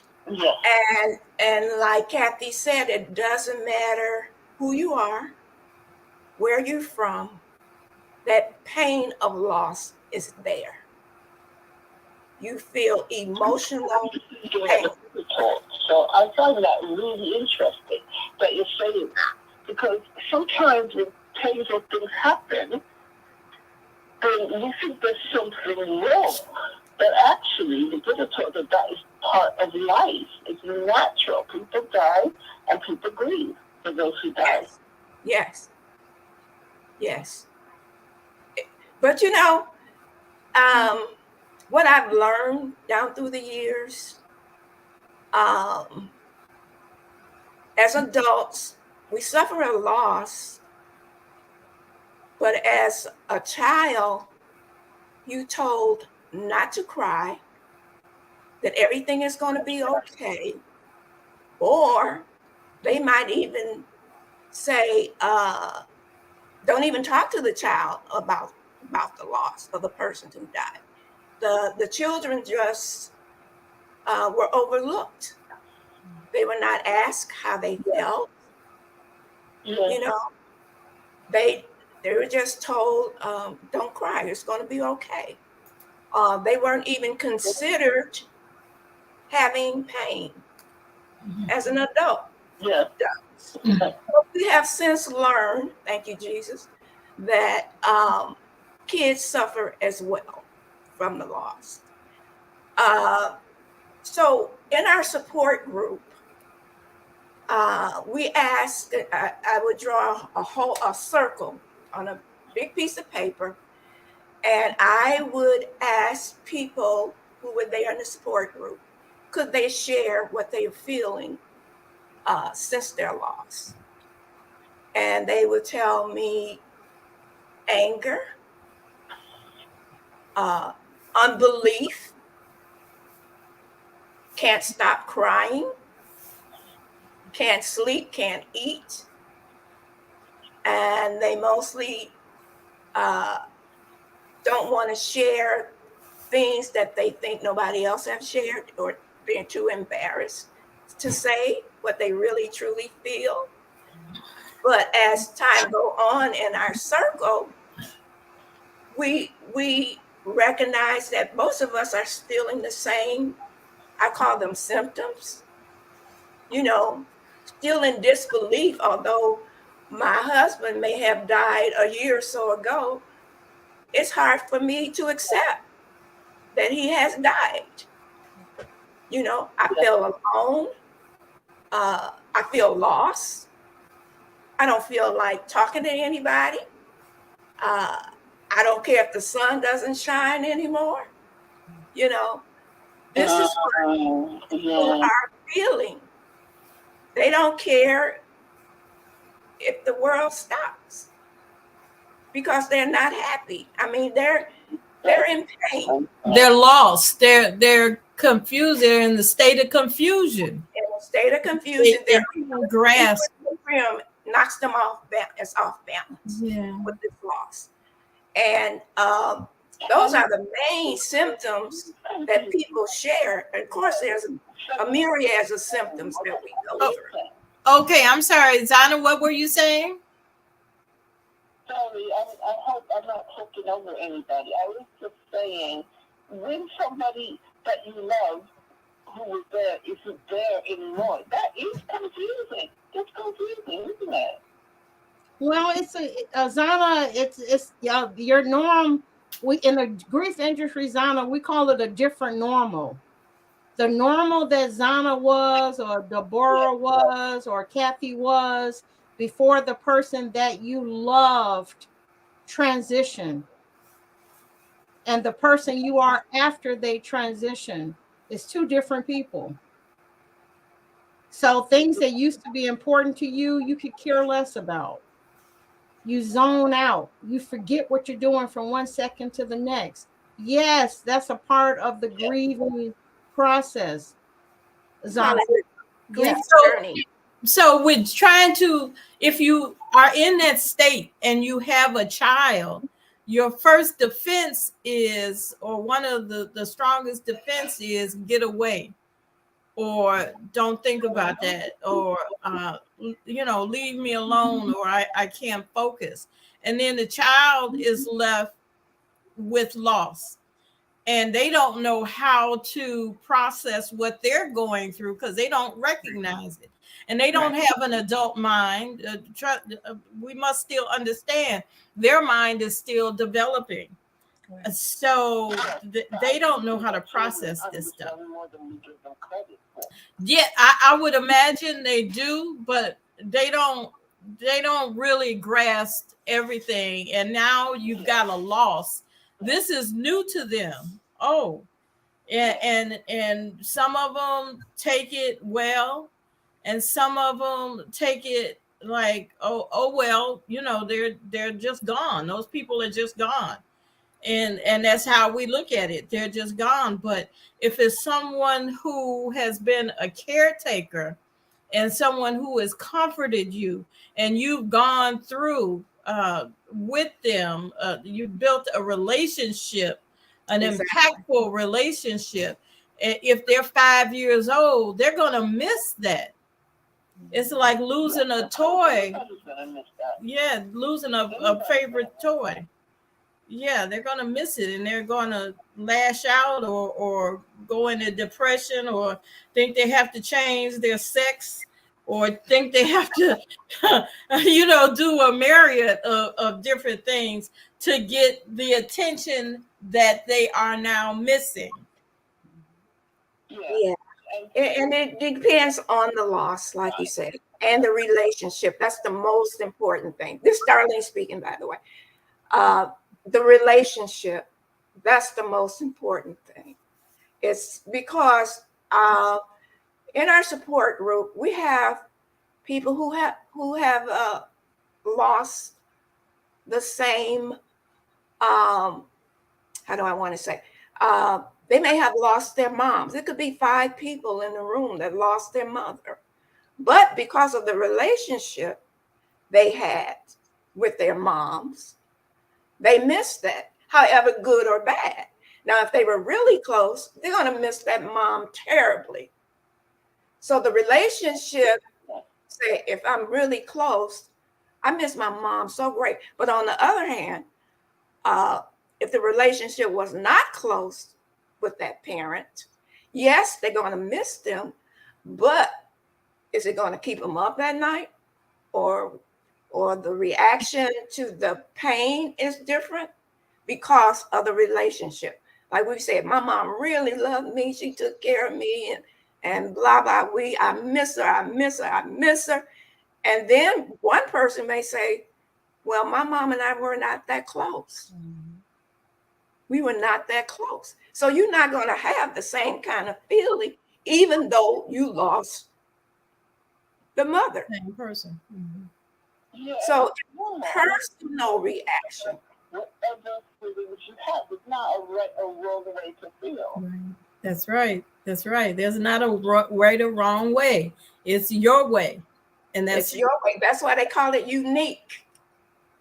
A unique loss. And also, Zhana, this is Cathy. There is no expiration date for grief. Oh, yeah. Yeah, Right. When one of my cats died, I think it was 2002, my doctor actually said to me, you're never going to completely get over this. He said, you've lost a member of your family. Mm-hmm. And that was one of the kindest things anybody said to me. It was so kind of him to say that, because when you're grieving, you might think, oh, I shouldn't be grieving like this, especially since, it was an animal, it was a cat. But I loved her, and then when my other cat died in 2010, I'm still grieving for her now. It's been nearly 13 years. But that relationship was so strong, so close. Yeah. That we were always, I probably always miss her. I've got 2 really beautiful, lovely ones now, but I still miss my cat. Yes. Zhana, I wanted to share. There's no right or wrong way to feel. You feel what you feel. We have a caller on the line, and I want to bring that caller in. 773-977. It's 773-977. Your mic is open. Welcome to the call, Success Strategies with Zhana. Could you announce your name and the reason for your call, please? Well, my name is Lois, and I'm in the Chicago South Shore area today. And I must say that God is good to all of us, and we're alive, and that's the major thing today. And thank you for this show and taking the time. And I'd like to know if there's really more information on that. Mama said, Jesus said. What a wonderful title. You mentioned it, but, there's no way we can get it or have it. Anyway, people die. People die, and people are born every day, probably this very hour. And God always provided, whether we do right or we do wrong from birth. And He's still providing at this very moment this free oxygen and being able to move our limbs and just to be thankful, Yes. We know that people, we are going to die as sure as we're living today. I remember as a little girl, my father, James Trask, would say, the day you were born, only God knows the day. He already wrote down the day you're going to be. Yes. Now you can rush it. You can rush your time and say about being disobedient. You don't be disobedient anyway. We have to leave this world, and that's why we must enjoy ourselves the utmost, believing that only God can create life. Only God. I don't care what denomination or non-denominational or what have you. When 9/11 occurred, nobody said, "Oh, I'm Catholic. Don't let me run into the building." I'm Baptist. Whatever. We know that God is still here with us because we're here. We've come through it. Whatever it is, we've been through the storm and rain. Be happy while we're here. And I want to say that only God, He's because of us living right now. Only God. And if we only just keep trusting in Him, grieving is something we have to accept. And lastly, my sister, Louis, this is so, she's been happy. She always, she was just always, with God, and she knew every scripture in the Bible. She back and forth. You could call her any day, any hour, ask her, where is this moving, and whatever. So she passed away and didn't make 70, something that God promised us. And those of us who have made 70, we are super blessed. Mm-hmm. Because this society has a way of treating the elderly that's unbelievable. And especially when they place their loved ones in a nursing home or whatever. No sense of giving them any flowers while they're dead. We're sending flowers to funeral homes like crazy, but here comes Mother's Day. How many families are going to go out there and really care about their mothers while they're alive? A lot of them go out to the cemetery and place flowers, and they know they'll never see them, never smell them. Mm-hmm. So while they're living, I think everybody who has placed someone in a nursing home, especially their mother, if they don't take some flowers for Mother's Day, they should be arrested. I wish we could make it a law. Thank you so much for this time. Thank you, Lois. We are to hear from you. So tell me, these religious beliefs that you have, do they sustain you in times of trouble? Would you repeat that again, please? Yes, your religious beliefs. You believe in God, and you have strong beliefs, which is lovely. And I'm just wondering, do these beliefs sustain you? Well, the only thing that sustains me is the fact that right now, at this very moment, I know that no one's responsible for it but Him, the one who made the sky. Not what the preachers say or the teachers say. It's the one who made the sky. That's the one I'm talking about.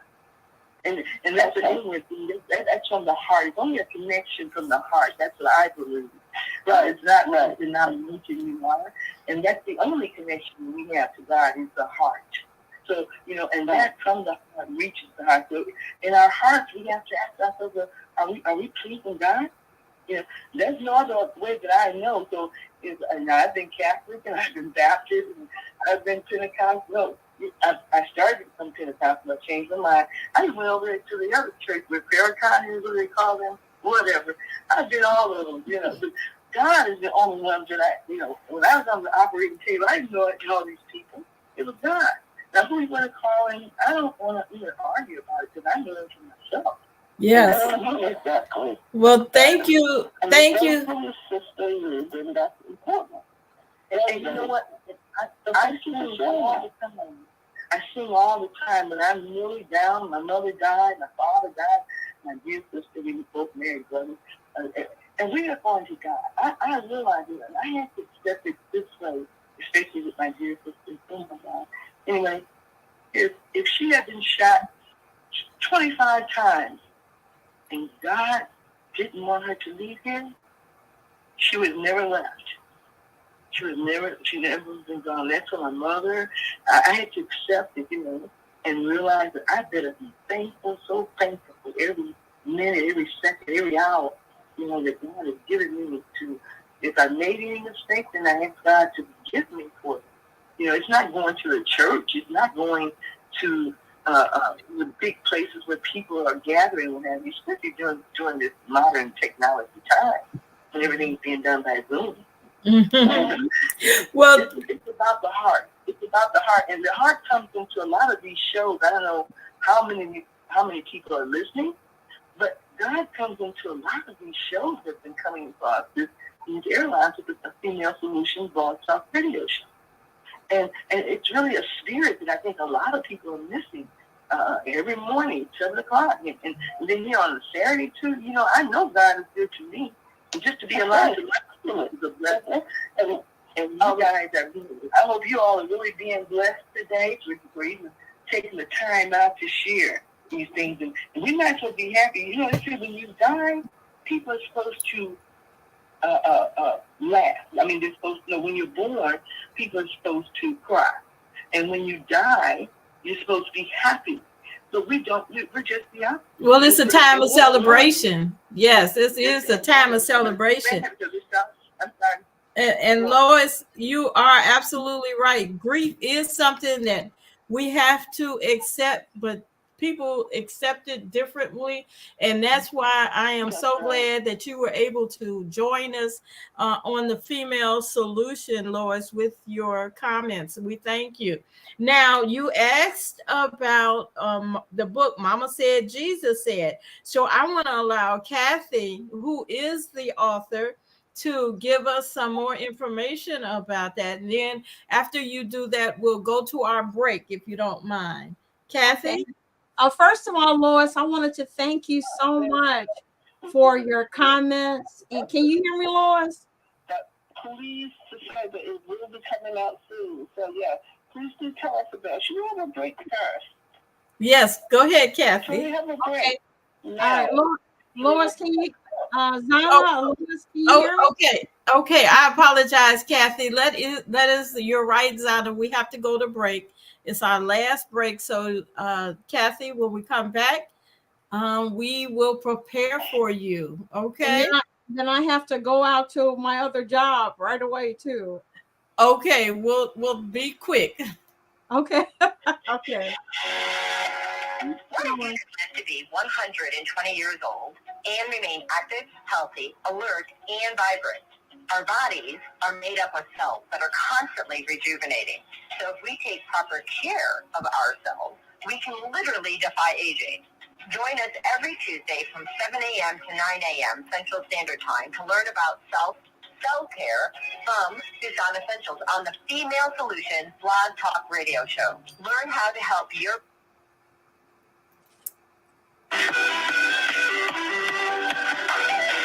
Tune in to Soulful Solutions with Dr. Debbie Green on Thursdays at 7 a.m. Central Standard Time and 8 a.m.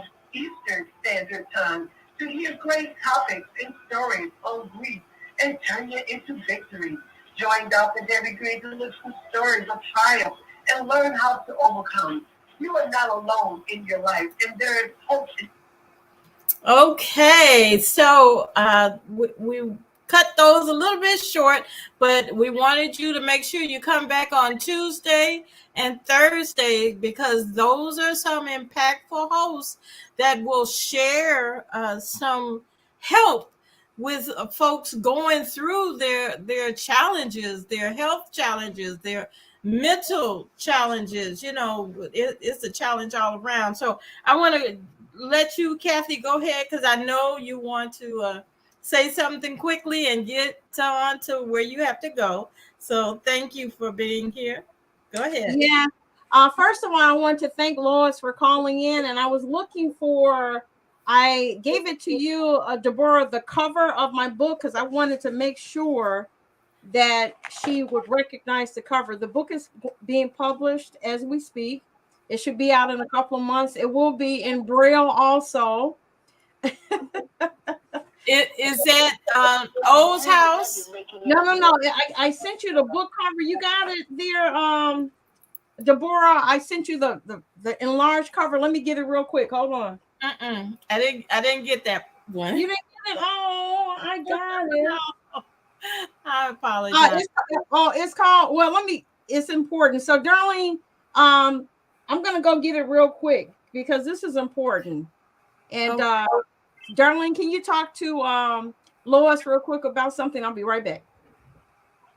Okay, this is Darlene. Hi, praise the Lord. The reason that I'm sorry, I apologize. There is a delay in Zhana. You were saying. I was just going to speak. Please just say your name so we all know who's speaking. Okay, so that was Darlene. Darlene, continue. Okay. And I found it. Okay, you go ahead, Cathy. Yeah, because I got to go out and leave out here for work, you guys. But thank you so much. But this is the cover of the book. Oh, Beautiful. Beautiful. And Zhana, you see the little dog at the end, at the bottom? No. Where exactly you showing you? It's on the Facebook. Can you post it to our page, the Female Solution, on Facebook, please, and then I'll see it. Yes. Will, could you send that to me again? And I will make sure it's posted on Facebook. Yes, I need you to text me your email again, Deborah. Okay. Okay, I gotta go. I love you guys. I love you too. Be safe. Thank you for all you do. Yeah, Zhana, Deborah, Darlene is gonna finish up for me from here on out. Okay. I'm glad that you were able to join us. Yes. All right. God bless. God be with you.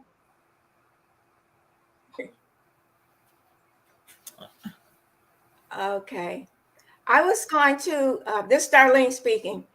I was going to address Lois' comment on, when we have the homegoing celebrations, we are joyful in knowing that our loved one is in heaven and we will meet again.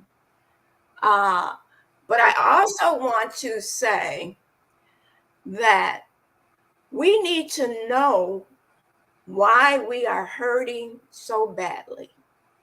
And I believe we need to know. I believe we need to find out what is really going on. I know I'm in mourning. I know I'm in grief. But I'm having these reactions that I don't understand. I'm not sleeping. I'm not eating.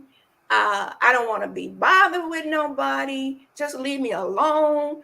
Or I'm crying all the time.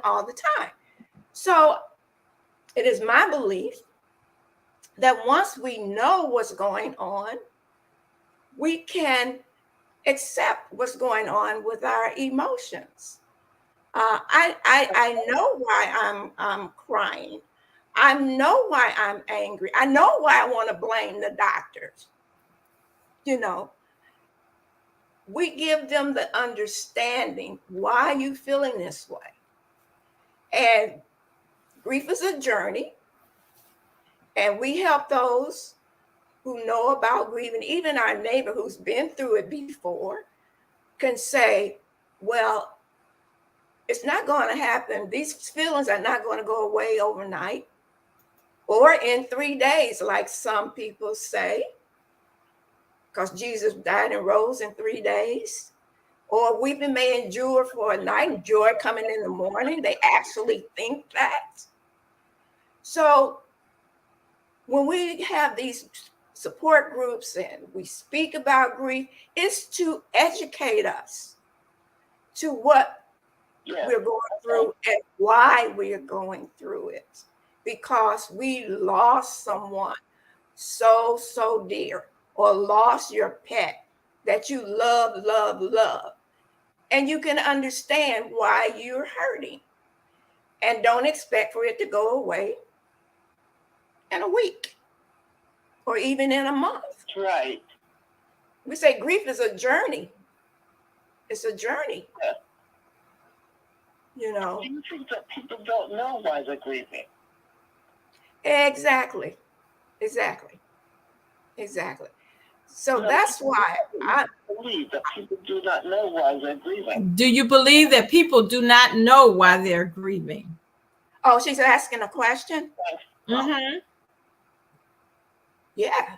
A lot of people know why they grieving. Why they don't know. Understand. Why they don't know, because they haven't been taught. Mm. They haven't been taught. Haven't been taught to recognize grief. I'm hearing why are they going through what they're going through? That grief is a natural state. It's a natural reaction. So how do you lose sight of that? It is. But if you don't know, you don't know. You may want to feel that pain. How do we lose sight of something that's so natural? She's saying, Zhana's saying, because grief is natural, how does one lose sight of grieving or recognizing that they are grieving? Because some people don't recognize that they are grieving. They do not recognize. That's why we're saying they do not recognize why they having these symptoms, I call, of pain, until they are taught. You know, they don't know why I'm crying all night. You know, my mom's in heaven. Why am I crying all night? Why am I not eating? Am I hitting the point, or am I missing? No. How do you think people lose sight of something that's so natural? How do people lose sight of something so natural? Because I think it's because of a defensive wall to protect their emotions that has been put up. Yeah.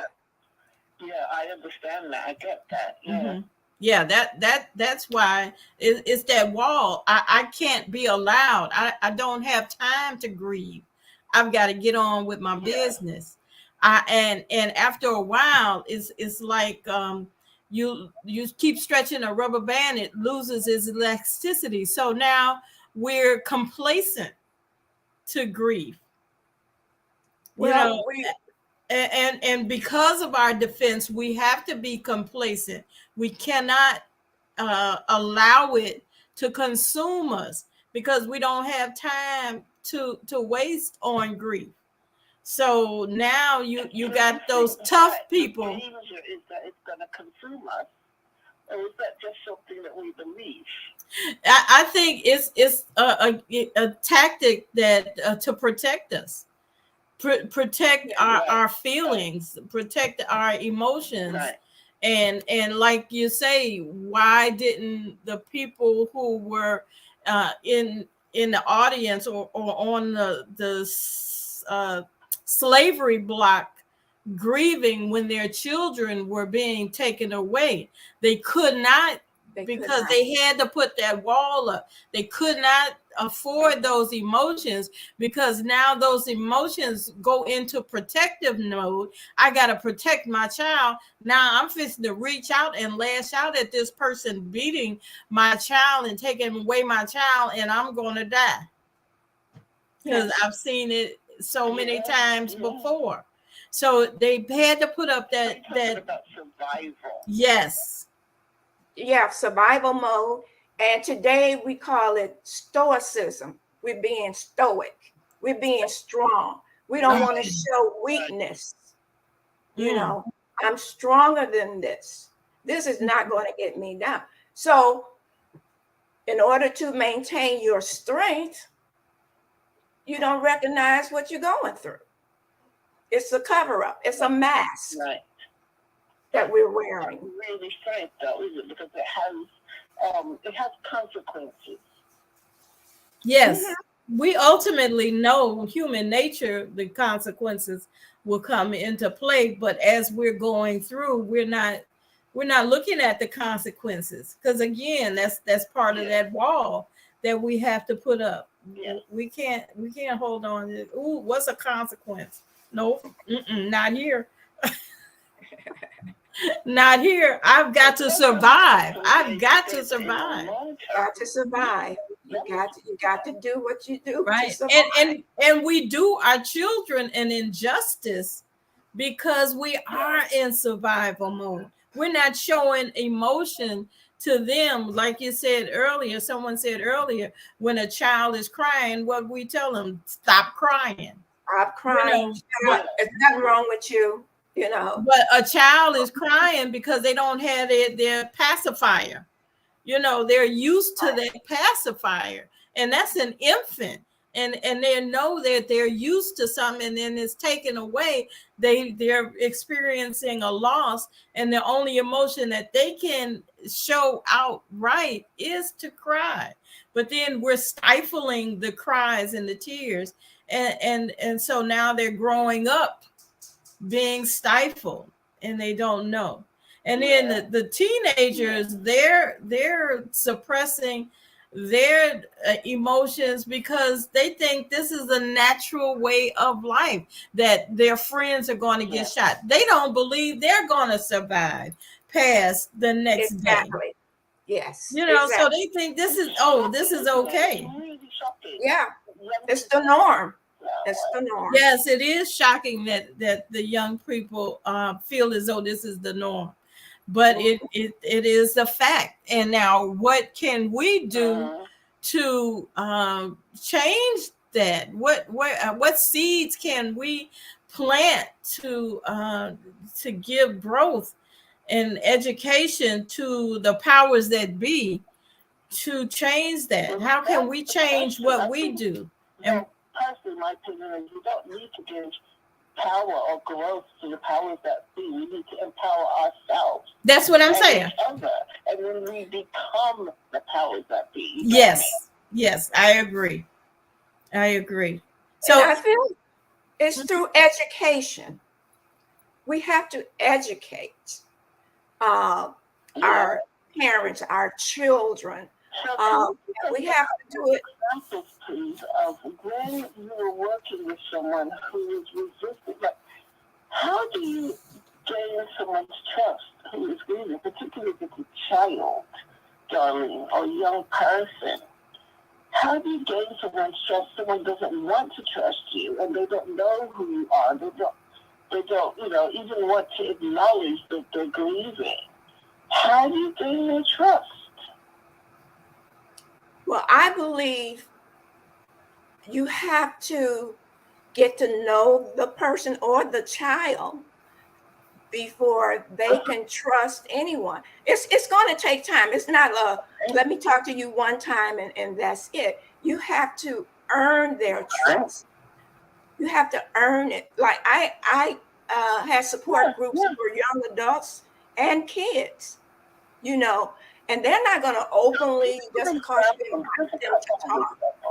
Of how you've earned someone's trust, how you've earned a young person's trust. Don't lie to them. Do not lie. Tell them like it is as much as they can understand. Don't lie. So what kind of lies then are you avoiding? Give us an example. Any lies. Any fabrication. Don't tell them it's not raining. You talk to the kids. So someone who's grieving. So why would you lie to that person? We think we're trying to help ease their pain. So we give them a falsehood, and we think that it's going to help. Oh, it's going to be all right. Well, that could be perceived as a lie to them, the person you're talking to. We think it's going to be all right, and that's the normal thing that another person might say to a child. Even the children, they might say, their peers might say, oh, it's going to be all right, but the person who's receiving that is saying, oh, you lying, because I know it's not going to be all right. So that is an example of a lie. I get you. Yeah, definitely. That person is not coming back, and that's something that has to be faced. That it's a question of how you can still be gentle with someone without lying to them. Can you not? Yes. And I think verbiage, some conversations are related to the interpretation. I know some things I say and I mean what I say, but you may interpret it in a different way, and other than how it should be perceived. I might say something and you think I'm angry, but I'm not angry. I'm just telling you the facts. and that's it. That's all. But I don't want it to be coming off as being angry or upset, but that's how you perceived it. So the person that you're talking to, you have to recognize, and the person who's receiving the conversation has to learn that everything is not against them. Everybody is not, trying to demean them or diminish their thoughts. That's just how that other person is. Right. And you have to learn the tone of being comforting, caring, and be a great listener. If this child, when you finally get them to trust you, and you can do that, like I said, not lying to them, but try to keep up with them. If you have a phone number or address, let them know that you're in their corner. You really care. It's not just a one time I talk to you and I'm gone. No, they got to rely on you, and don't hurt them. Don't disappoint them. That's how you earn trust. Even an adult, how do you learn to trust an adult? By the way they treat you, by the way you talk to them. There's a caring tone that you're with them. You understand what they're going through as being an outsider. I don't exactly feel what you're going through. Now, Darlene, you said don't disappoint them, but I think that sometimes, say, for example, if we say no to a situation, they will perceive it as a disappointment. So, and you can understand. I mean, you can explain more than just saying no. Yeah. Why am I saying no? But if they don't ask why, that's why I always say, if the child, I don't care how often the child says why, tell them, even if you've repeated it. But if they don't ask why, and we assume that they understand, then we've got that communication gap, and we don't know that there's a gap. So how do we recognize that bridge, and that there's a bridge that we need to cross? Well, like I said, it's depending on the age group. You have more patience with a 3 to 4 year old, a 10-year-old, because they may not really understand what you're talking about. And so I'm careful to say what I mean, but in a language they understand. A teenager, they're older, they mature. They kind of understand where you're coming from, why you say no. No, you can't drive my car. They ask you 1,000 times. Still no, you can't drive my car. I said it once, I said it twice. You still can't drive my car. Well, why not? Huh? Why not? Because I told them in the first 3-4 times, you don't have a permit. That's the additional conversation. This is why. And now you don't have to continue to ask me. No, you don't have to continue. I'm going to answer you the first 2 or 3 times, depending on age group. I'm telling you why, the reason why. But after a while, you keep asking me, you're trying to wear me down. You're trying to wear my no to a yes. My intelligence. Yeah, don't manipulate me. That's not gonna work. Right. So tell me something. Give me an example of how you won someone's trust, particularly a young person. And so beyond not lying to a young person, what are something else that you can do for a young person to gain their trust? Like I said, I'm going to be there for that person. I'm going to check up on that person. And I do that. I do that to adults, and I do it for my kids. I don't leave. What did you say? She said she would be there for them, and then she would check up on them. Something like I do. I have children and other associates, and I know that they may or may not be going through a challenge. So I'll send them a daily note, and I get responses. This is just what I needed. And this may not be somebody I have actually physically spoken to in 2-3 years, but we have the communications, and it seems like it comes right on time. So yes. Excellent. That's excellent. And have you ever worked with someone where they didn't respond to you, where you have struggled to make a connection? For me, I have worked with someone. I have sent some people some things, and they said they prefer not to hear about God. And I say, okay, I respect that. There's still, we still have a relationship, but I respect what they say, and we move on to the next episode. You start talking to me about God. To be totally honest, you're not going to get a positive response. And I do believe very much that if you believe in a God, and if you're worshiping God, you are having a genuine spiritual experience, right? It's not what I personally would not call it God, but it's a genuine spiritual experience, and I do respect that. Even though we don't share the same beliefs, we can still right. And that's what my God teaches me, that I do still respect whatever you feel wherever you are.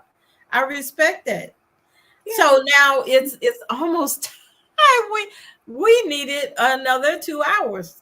This is not something that again, especially when the book comes out, when Cathy's book comes out.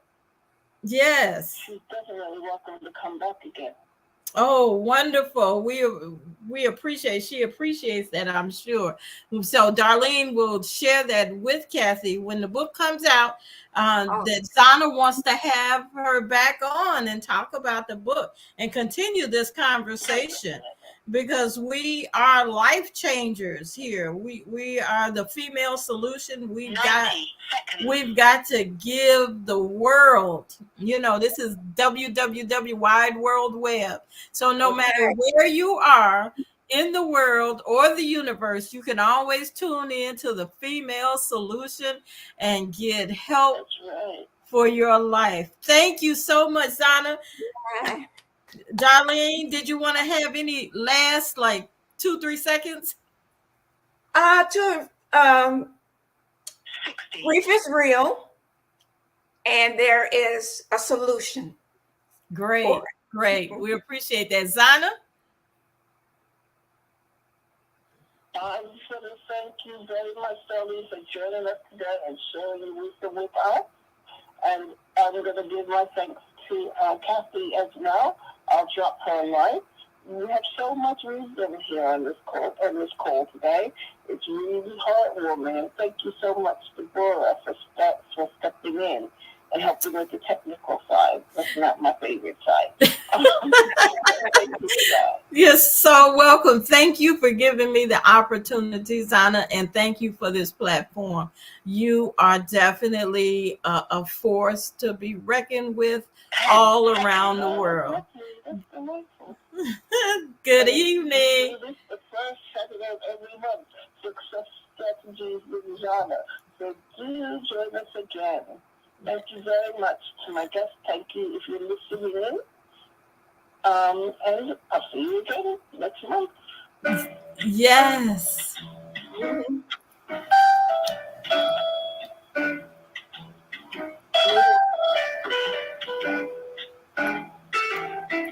We've come to the end of our show today, but you can hear every show in the archives at www.blogtalkradio.com/the-female-solution. You can also hear today's show on the Female Solution Facebook page. Go to www.facebook.com/the-female-solution. Leave your comments about today's show. You can always reach me on my website at www.naimalatif.com. That's www.naimalatif.com. Watch our TV shows, listen to our radio shows, order our books, and be sure to get your copy of the book, The Female Solution. On behalf of our team of radio hosts, I'd like to thank all of you who participated in today's discussion. And to our global family listening from all around the world, we say thank you. To our family in China, Sheshe, India, Zanyaba, Japan, Arigato, Korea, Kamsamnida, Russia, Spasiba, Germany, Danke, Poland, Jean Kujon, France, Merci, Spain, Gracias, Italy, Grazie, Egypt, Shukran, Ghana, Medasi, Nigeria, Eshe, South Africa, Niabonga, Senegal, Geret, Kenya, Asante, Israel, Toda, Pakistan, Shukriya, Afghanistan, Tashakur, Saudi Arabia, Shukran. Assalamu alaikum wa rahmatullahi wa barakatuh. Thank you. And may peace be upon you and the mercy of God and God's blessing.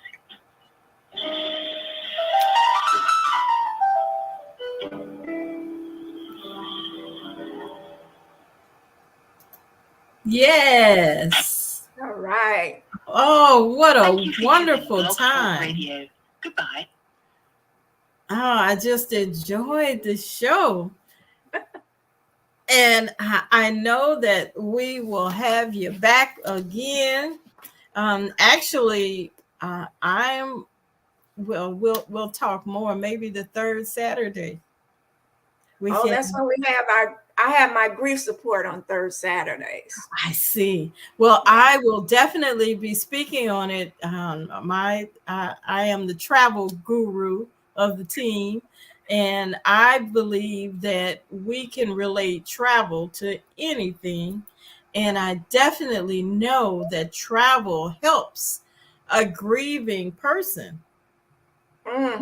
Especially a caretaker, someone who has taken care of a grief-stricken or an ill person. Sure. And now that person is no longer here. You no longer have that charge of taking care of that person, and you've got this empty space to decide that void. What you're going to do in between? What's my next step? Because you were so focused on caretaking, you didn't know where am I going now. So you have to have some beachfront.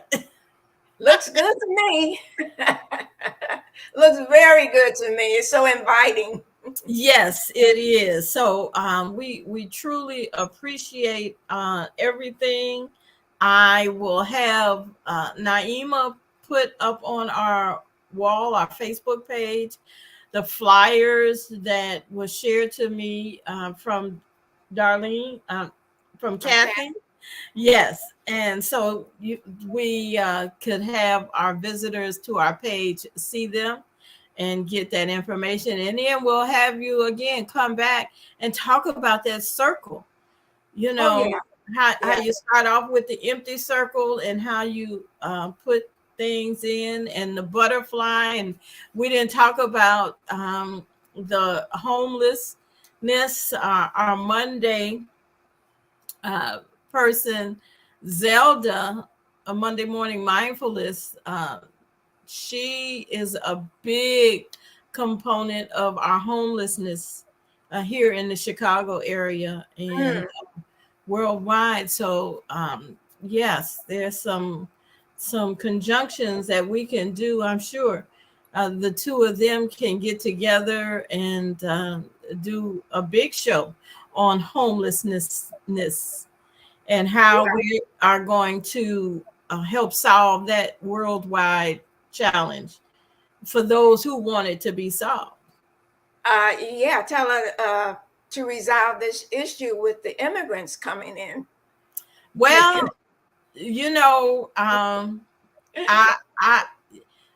am on both sides of that fence because I am a world traveler.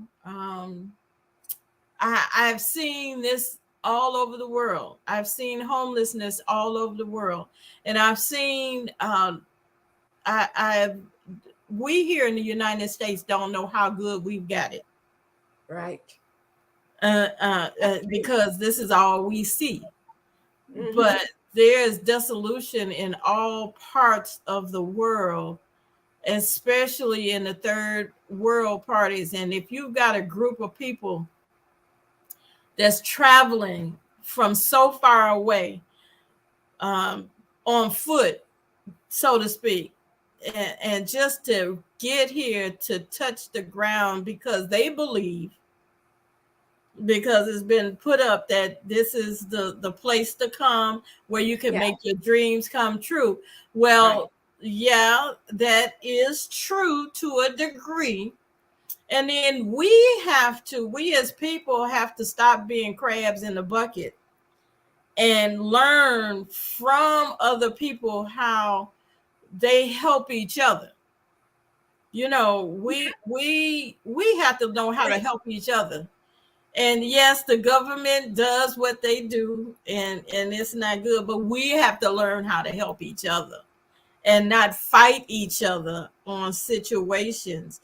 You know, there are ways, just like other people come into this country and are able to get what they get.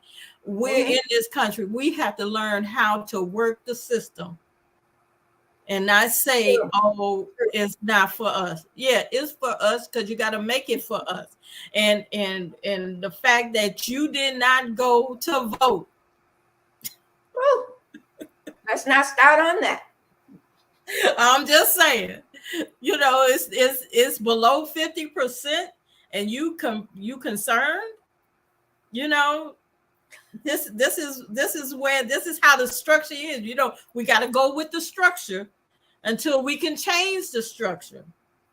You know, we got to get in the room in order to change the narrative. And if you're not willing to force your way into the room, the people who get there can only do so much. And it's not going to happen in our generation, but these children, they're going to be the ones pushing us around. So do you want them to push us right over the edge? Because we're not taking care of them, so they're not going to take care of us.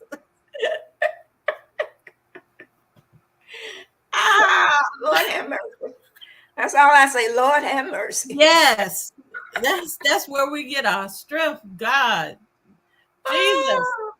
Jesus. Yeah. Help us. We're all mentally challenged in some way. We are. We are all mentally challenged, and we're all one episode away from, or one situation away from being homeless ourselves. So we have to take care of each other, and we have to not be the crabs in the bucket. Don't live by the mentality that they force into our minds. Let us, it's all a plan. And are we going to fall for the plan? No, we're going to make our own plan. Come on. But then we have to deal with grief. One way. It's all we're all grieving for some reason or another. It doesn't have to be a loved one. It's a situation we're in now. Yes. You know? Yes. With the young man yesterday in loading groceries in his car. I don't know who he was or what he had done to have a person come up and shoot him like they did in Inglewood yesterday. But they did. What was the point? Now what? Yeah, now what? Now what? Now what? Is I don't understand their plan. Not at all. Not at all. And let me see because this show will continue to go on. I could probably talk for days, but I know It's still going on. Yes, we're still in production. So let me call her and see if I can reach her and let her know. But I believe this. Yeah, and let me go to the Facebook page. I'll call you back. Okay, we're done. We're done with the show, babe. Oh, I think they were singing happy birthday. Oh, what a wonderful joy that is to have 100th birthday, and for family to be around, family to come together. Oh, how nice. That is nice. A centenarian is what she is now classified as. Centenarian. 100. Yes. Oh, beautiful, beautiful. I love it. I love it. But just think of the lives and that she has touched. Yes. More than she knows. Yes, and the children and the legacy that she has left. Yes, she is leaving because she's still here. She's still building that legacy. It is amazing. I lost my mom. She was 80. And I was going to go get her picture and bring it over. But then I said, this was not my show. But I'll do it. It'll be Mother's Day is next week. So happy Mother's Day to you. I don't know if you've actually physically birthed any. Yes. But okay, wonderful. But even if you had not, you are in a position where you are a nurturer. Oh, yeah. They call them, I used to call them goddaughters, godson. Now it's the bonus. I'm your bonus daughter. I said, yes. Okay. Yes, I have bonus mothers. Yeah. And my daughter-in-laws are my bonus daughters. So that's nice. They're my bonus children. Yes, and it is it's wonderful to have family, to be surrounded by family, even if they're not close. But with technology as it is nowadays, they don't have to be close right here. You've got the Zoom and the Facebook and other peripherals that you could use to still continue to be close. Yeah. Thank God. Yeah. Yes. See, that's where technology has developed us to be in that position where Yeah. we can be close and yet far. You know, physically, geographically, we could be around the world, but Yeah, I already, can be right where the picture behind you is. yes, exactly. Sometimes people think that's my window, but I love to travel. You have And a travel agency or something? yes, You gotta tune me in on that. I do. I focus more on educating the travel advisor, and I've kind of gravitated away from booking travel, although I am booking Disney cruises now. Yeah, it is. Travel can be a lot to it when people know you are travel advisors, because there are so many variations that you could do, and you can't know everything. You can't be equipped to remember and to focus on everything and to learn everything. So I try to focus on one niche at a time. Okay. So I love to cruise, and I love well, Disney. At this point, I'm interested in Disney. Great. Yeah. Great. And so, because that kind of sells itself. Mm-hmm.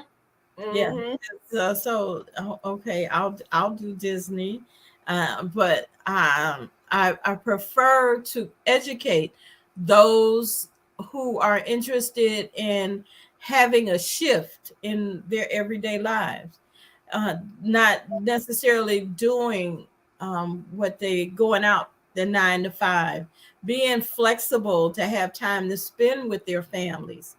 I know how it is. I was a corporate person. So I was the first person out in the morning and the last person home at night. And then still having to navigate homework and dinner, although I had a helper. My husband was there, but look at so many people who don't have husbands and situations that will afford them the help. So, Oh, I thought I heard a ding ding. yes. Yes, hi. So just popped in for a moment. I know that you all are wrapping up. Yeah. Yes, we're done.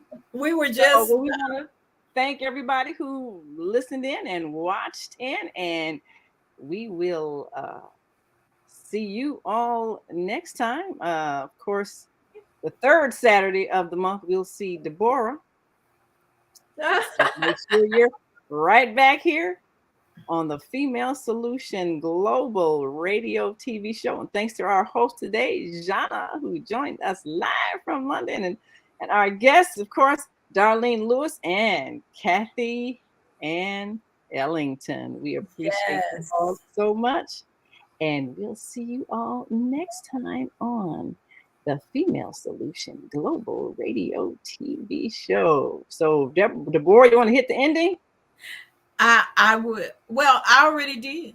Or did? All right. Well, then we'll see y'all next time. We were just hanging in to wait for you to end this session, so there won't be. You know how I am about dead air. Yes, indeed. Dead air. All right. We'll see you all next time. Enjoy your day. Love you all. The Female Solution Global Radio TV show invites you to an invigorating conversation with our team of hosts Monday through Friday, 7 a.m. to 9 a.m. Central Time. Start your week with Monday Morning Mindfulness with Zelda Speaks. Tuesdays, Self-Cell Care with Jody Susan. Wednesdays, Repairing Broken Families with Naima Latif and co-host Kareem Hamid. Thursdays, Soulful Solutions with Dr. Debbie Green. And Fridays, Health and Wellbeing with Beata. Saturdays, tune in 12 noon to 2 p.m. Central Time. First Saturday, Success Strategies with Zhana. Second Saturday, Wendy Williams Esquire on relationships. Third Saturday, Move Around with Deborah. And fourth Saturday, Wisdom with Mama D. Join us Sundays, 7 p.m. to 9 p.m. Central Time for Soul Purpose Healing with Beata. Call in and comment 515-605-9325. Press 1 to speak to the host and be a part of the solution.